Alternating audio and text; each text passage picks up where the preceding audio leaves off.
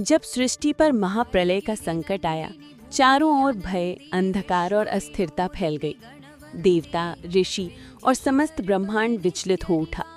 चारों दिशाओं में विनाश का तांडव था। कोई भी शक्ति उसे रोक पाने में सक्षम नहीं थी। उसी समय दिव्य हरिद्रा सरोवर में एक अलौकिक कंपन उत्पन्न हुआ।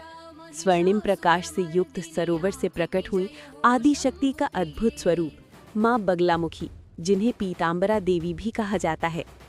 पीले वस्त्रों से सुशोभित, स्वर्ण आभा से मंडित माँ ने अपने स्तंभन स्वरूप से संपूर्ण सृष्टि को स्थिर कर दिया।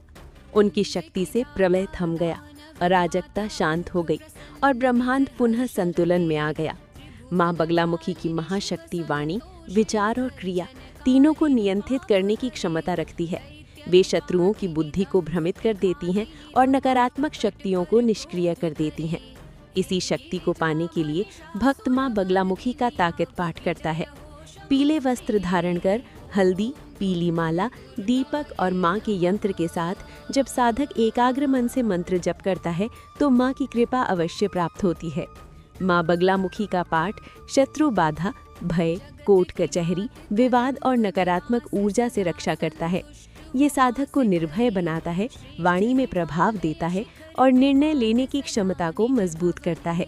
लेकिन ये साधना अत्यंत प्रभावशाली होने के कारण पूर्ण श्रद्धा और मर्यादा की मांग करती है।